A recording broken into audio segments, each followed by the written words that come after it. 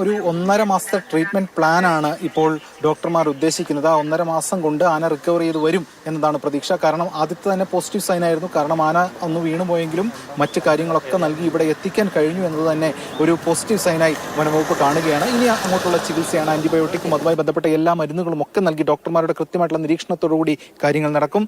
അഭയാരണ്യം അവനൊരു അഭയസ്ഥാനമാകട്ടെ, കൂടുതൽ ഊർജ്ജസ്വലമായി തിരിച്ചു വരാൻ കഴിയട്ടെ എന്നതാണ് ഏവരും ആശിക്കുന്നത് എന്ന് നമുക്ക് പറയാം. സ്വാഭാവികമായും ആന ഇപ്പോൾ കൂട്ടിലാണുള്ളത്. കൂട് തകർക്കാൻ വേണ്ടിയിട്ടൊരു ശ്രമം ഉണ്ടാകും. ഈ മരുന്നിന്റെ ആ ഒരു ഡോസേജ് വിട്ടുമാറുമ്പോൾ അത് എല്ലാ ആനയും ഇത്തരത്തിൽ പിടിച്ചുകൊണ്ടുവരുമ്പോൾ കാണിക്കുന്ന ഒരു കാര്യമാണ്.